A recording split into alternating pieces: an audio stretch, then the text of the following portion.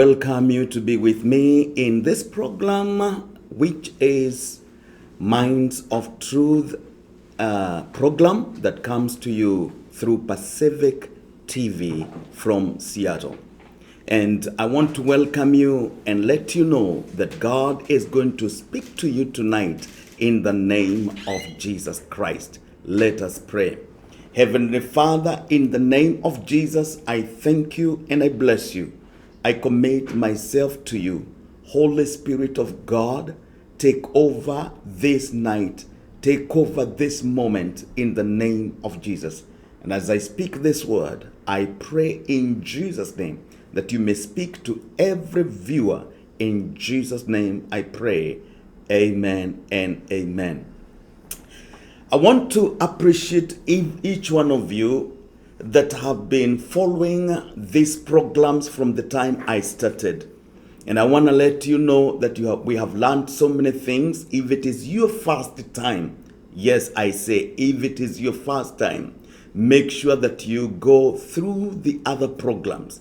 Yes, I have taught a number of programs here, and I want to tell you they are wonderful, wonderful lessons that can really transform your life, that can really impart you in the name of Jesus Christ. Now, today I want to talk about encountering God.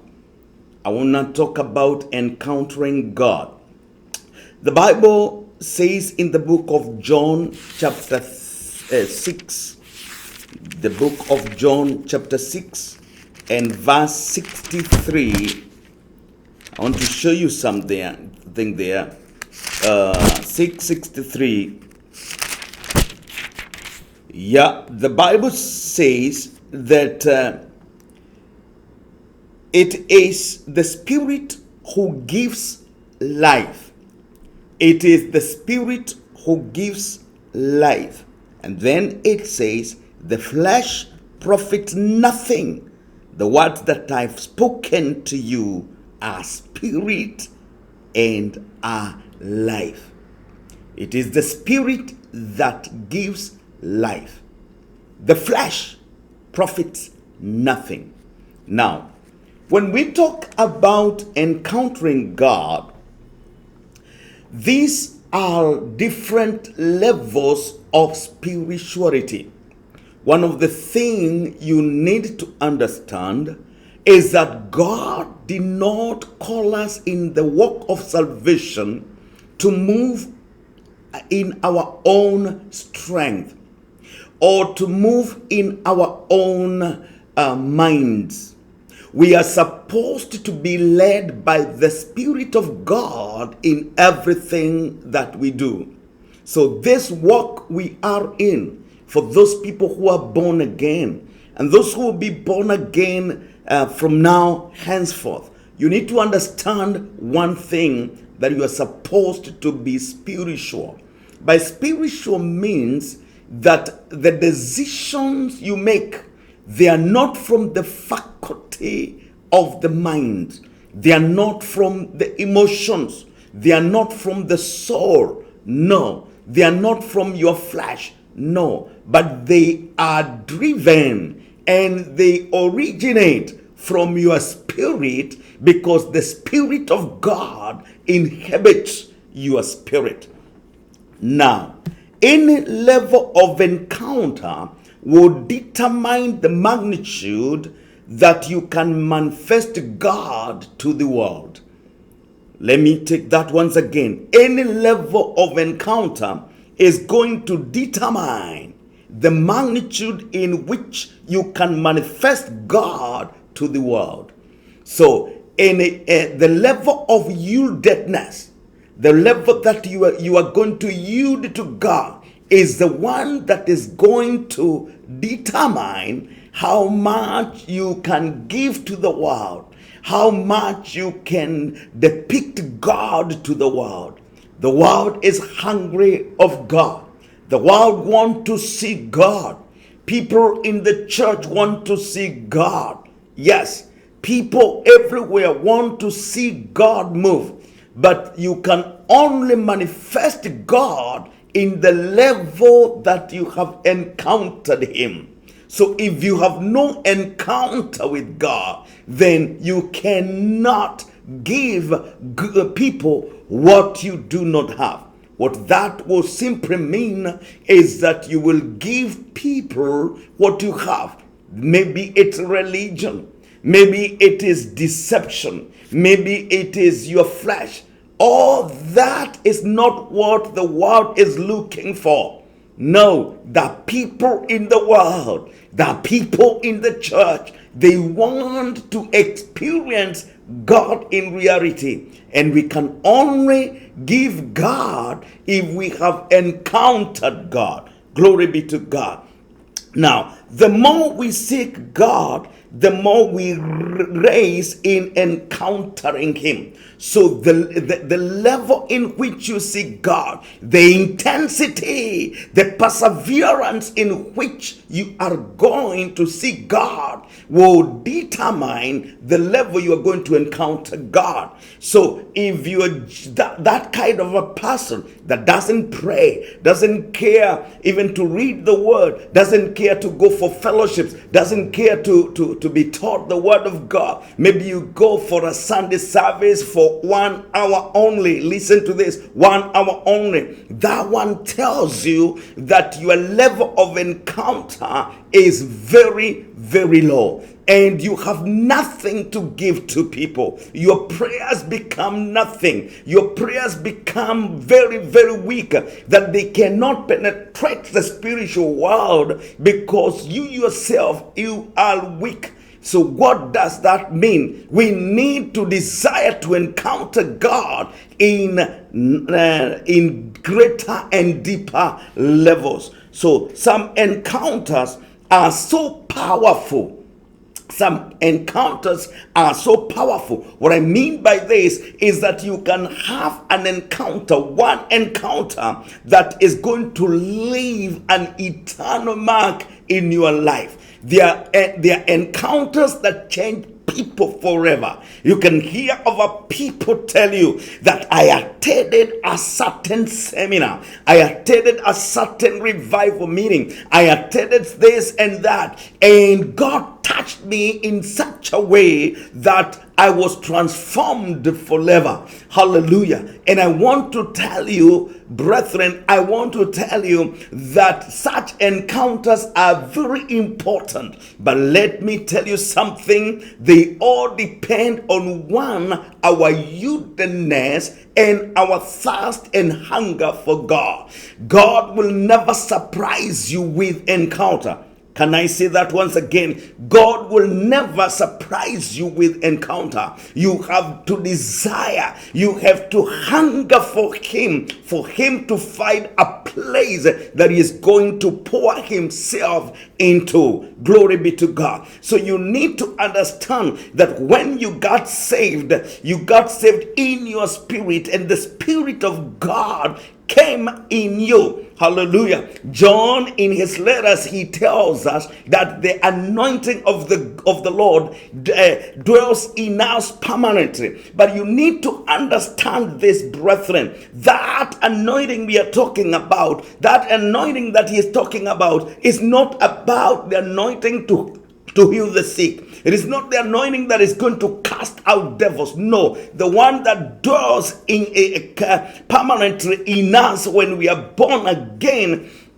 Listen to this, is that state of being born again, is the rebirth. Hallelujah. It is the spirit that came into you as the first deposit, and then it brought what we call the rejuvenation. Hallelujah. It brought about the regeneration. Glory be to God. And that is why you were born again. But that one cannot help you, glory be to God, to cast out devils. It cannot help you to pray the whole night. No, you need another encounter that is going to make you do mysteries in the kingdom in the name of Jesus. So failure to experience any encounter leaves saints dry. It leaves them religious, and it leaves them mechanical. What do I mean by mechanical? That you do things because you did them yesterday. Hallelujah. You go through cycles of religious activities that are dead.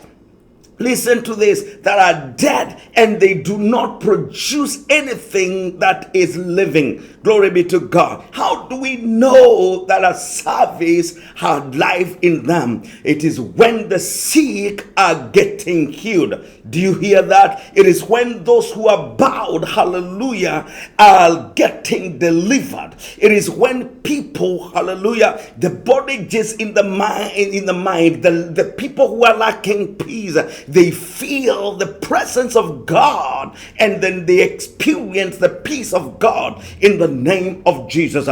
This is what we need in the church today. This is what we need to recapture back in the church today. But let me first of all divine encounter so that you can understand what I'm talking about. As a word, in other words, this word would simply mean coming face to face with.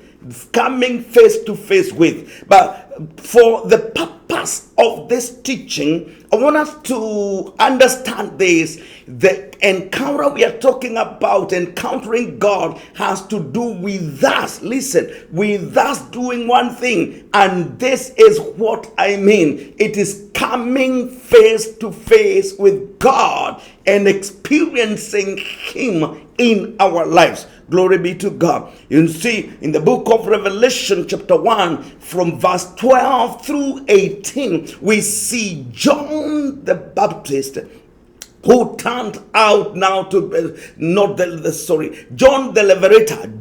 Revelator, not the Baptist, John the Revelator.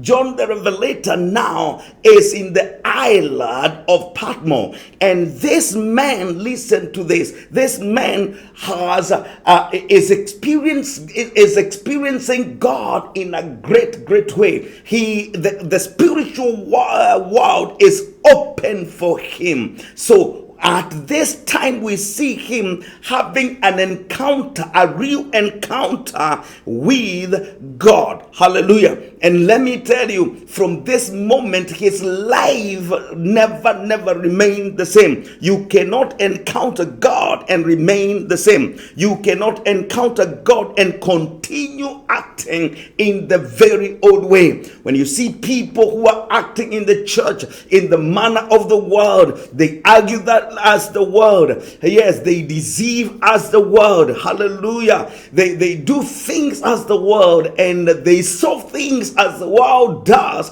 It tells you these people have never, listen to me, these people have never encountered God in any way. Encounter with God, therefore, or encountering God simply means coming face to face, hallelujah, with God. And it is a result of a man who is willing to run to God. Glory be to God.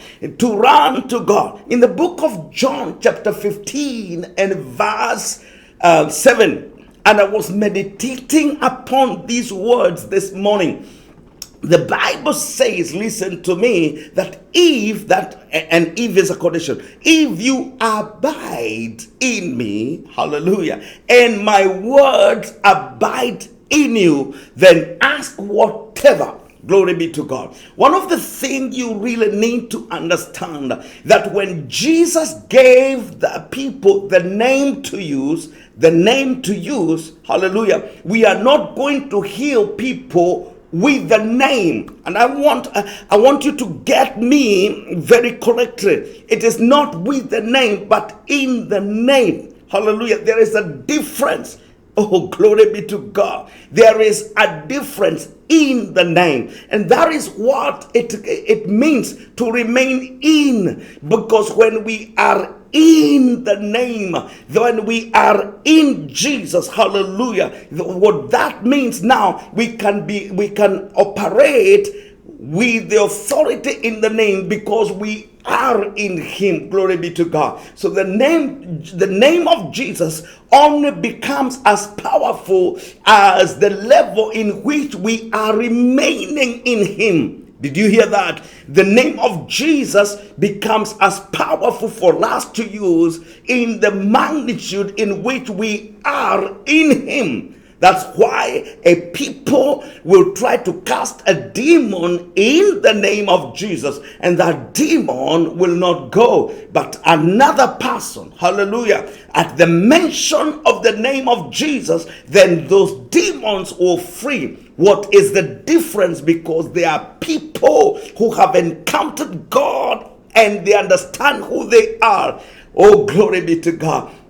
And that one gives them now the right and the power and the authority to use the name of Jesus. Glory be to the name of the Lord. Now, what is the importance of encountering God? Number one, when we encounter God, we come to know him better. It is the time we know him better. If we do not encounter God, we cannot know him better. Glory be to God. In actual fact, knowing God, listen to this, knowing God is experimental. When you experience God, when you continue walking with God, and when you continue walking a walk with God, and you are having experiences with him, that is the way you know him. You do not just know God by reading the word. You need to experience him. Glory be to God. I want to show you an example in the Old Testament. The Bible talks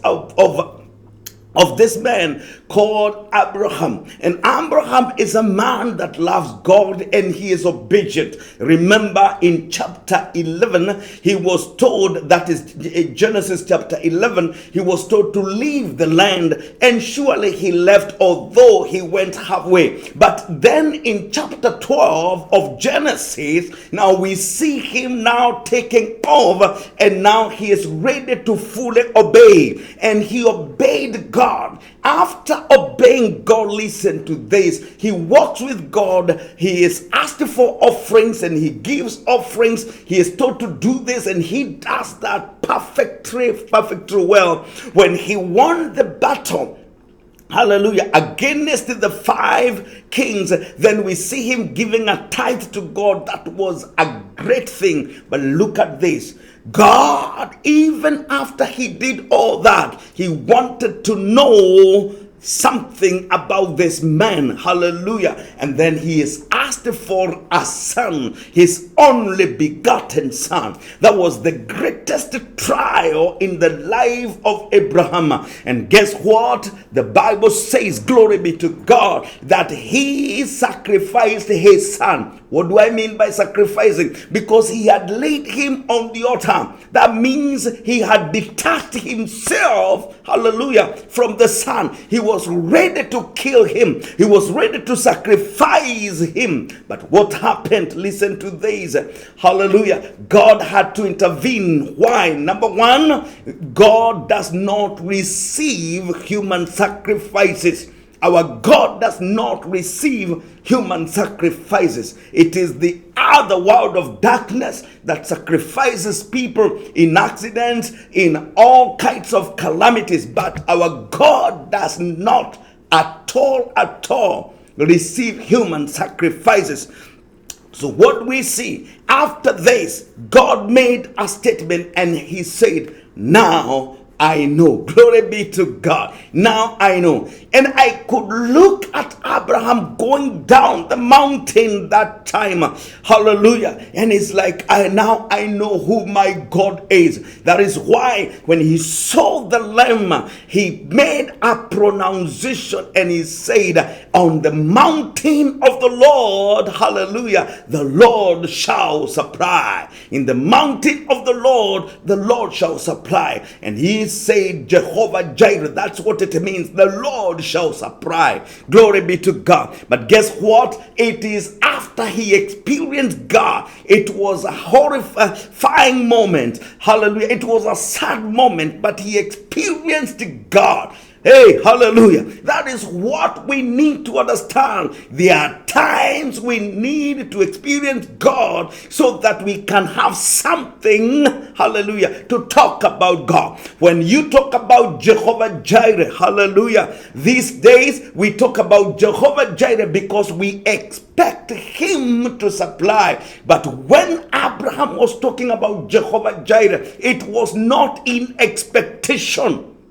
Can you hear me? It was not in expectation, but it was a walk. They had walked with God. Look at Abraham when he was preparing the lamb, and he goes when he was preparing the land, that was the son, and he goes all the way to the mountain. He makes the altar and he lays the son there. That was a great walk. Glory be to God. That's what we mean by encounter. The moment you encounter God, you know him better. Second, we become better vessels for his use. And anytime you encounter God, you become a good vessel to be used of God. You become better. Hallelujah. Praise be to God. You become a vessel that he can trust. Hey, God, after Abraham did that, God said, now I know there are things that God doesn't know about you until you have an encounter with him. Hey, hallelujah. And that is when he can give a testimony, I say, and say, now I know. These are among the few testaments we get in the Bible. The other one we get with David when God said, a man after mine own heart. But do you know what David had gone through? Do you know the issues he had gone through? Do you know the rejection he had gone through? Hallelujah. Read Psalms 27 and you see the kind of rejection that he had gone through. Hallelujah. And the Bible says, when my mother and father forsook me, hallelujah, then you lifted me up. It was a season of rejection. Yet, hallelujah, out of that rejection, he continued to love God. He continued to know God in a different way. He experienced God. He had an encounter with God. That is why, hallelujah, he could boldly tell King Saul, guess what, King Saul? I don't need your armor. Yes, I don't need anything that you're giving me because I know my God, hallelujah, the God, hallelujah, who saved me from the lion. He saved me from the bear. Hey, he had encountered him. He knew what he is able to do. Praise be to the name of the Lord. He knew this God in a new way. And he said, this God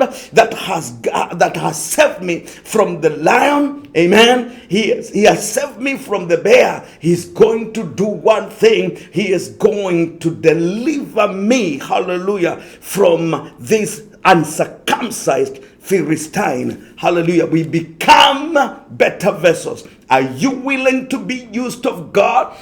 Are you desiring for God to move through you so that he can touch lives, so that he can bring forth a revival? This is what you need to do. Seek for moments of encounter. You're not going to run from the bed and from working, and you have been working for long hours and think that you are going to manifest God. That is a big no. Hallelujah. You need to have come from somewhere.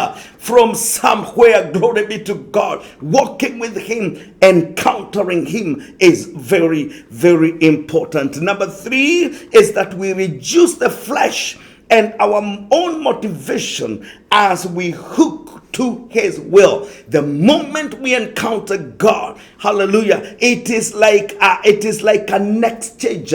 Praise be to God. We pour our our failures. We pour our fears to him. We pour our flesh, hallelujah, out of us. And then we are full of him. We have come to understand him as he is. We know his will. We know his mind. And therefore we cannot fear anything. Praise be to God. People may threaten you. People may come against you. People may do all kinds of things trying to stop you. But when you encounter God, you are as bold as a lion. You fear nothing because you know who you are in the name of Jesus Christ. You become unstoppable. People may try to stop you in any ways, but I want to tell you, when you encounter God, you are unstoppable in the name of Jesus Christ. Seek to encounter God in a new way, and you will understand what I'm talking about in Jesus'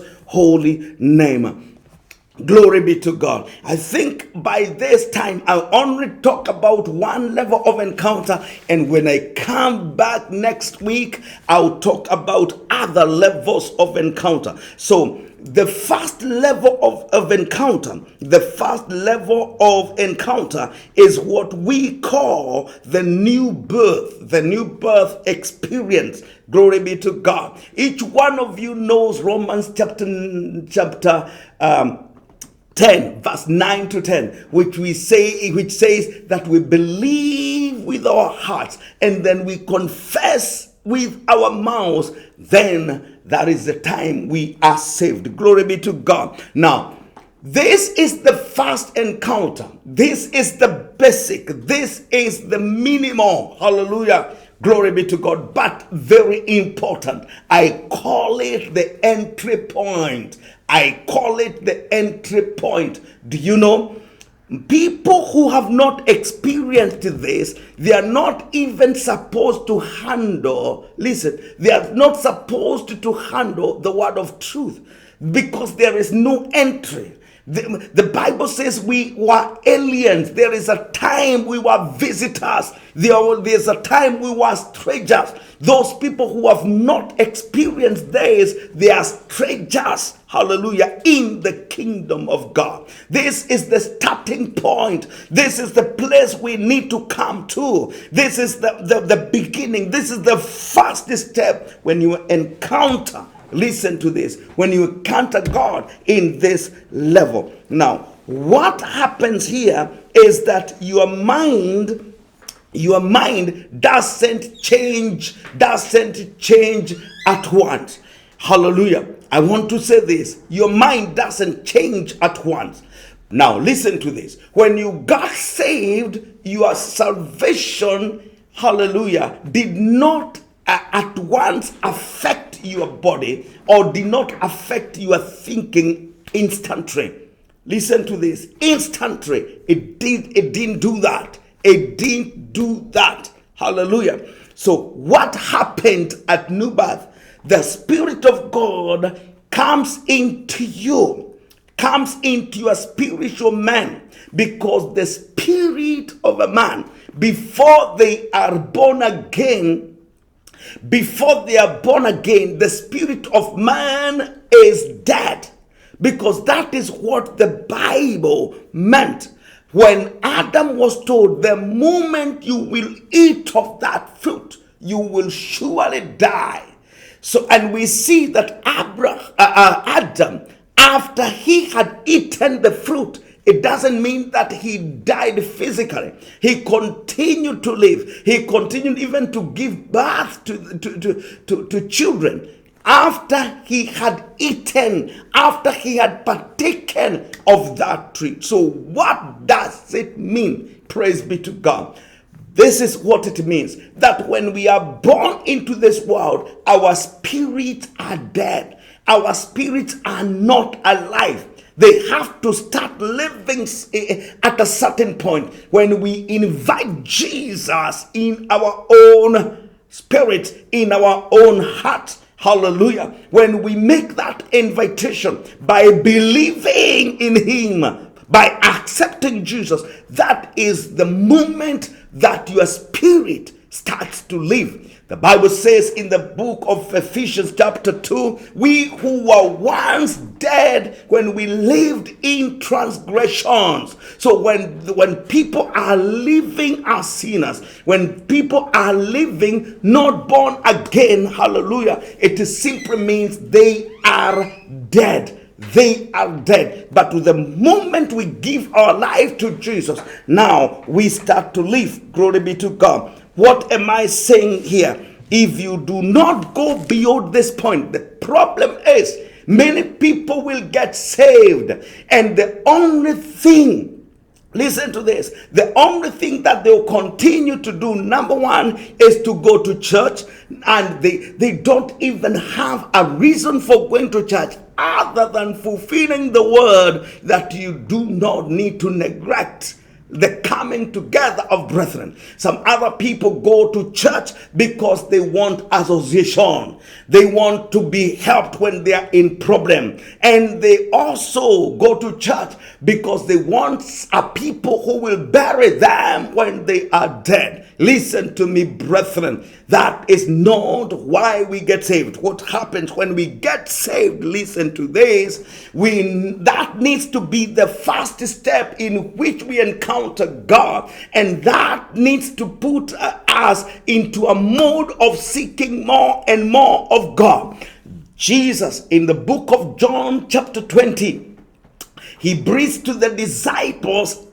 When he breathes to the disciples, he tells them now again in the book of Acts chapter 1, do not leave Jerusalem. But what were they doing in Jerusalem? They were praying. So the spirit that he breathes on them enabled them, hallelujah, to seek more of God. And that is when they received the second encounter that I will talk about the other next week. Praise be to God. So what am I talking about? If you got saved and you did not desire any other level of encounter, that is a very dangerous situation, because what happens, it gives birth, number one, to what we call carnal Christians. Carnal Christians, it simply means now that the faculty of their operation is the mind.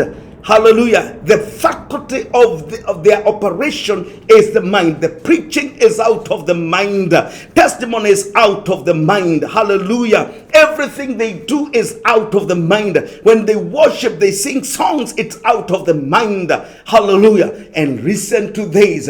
What is born of the spirit is spirit. What is born of the flesh is flesh. So if we sing out of the mind, it tells you that cannot really reach God. Prayers you pray from mind cannot reach God. Listen to this. Prayers that you pray from the mind cannot reach God. You will need to be open to the Spirit, glory be to God, for us to be able to reach God in the name of Jesus. Next week, I will now continue from there, because we really need to understand these levels of encounter. And after this teaching, I would desire that you ask yourself, where am I? Because we have different levels. I will show you like 7 levels of encounter. And you need to ask yourself, where am I in this encounter? And what should I do so that I experience more and more of God? There's still more you can do. There are still other levels you can go. Even as we haven't reached yet, we are still going on and going on. Glory be to God. And you can do the same in Jesus' name. I love you, and God bless you so much. Thank you so much for being together with me this evening. For those people who are in Kenya, it's the morning. Glory be to God. And this is Apostle John Mukinyo of Jesus Exhortation Ministries International here in Seattle, Washington. God bless you. Thank you so much. Amen and amen. You are watching Pacific Waves Television USA, a place of nourishment. And this is Pacific Wave TV, Seattle, Washington.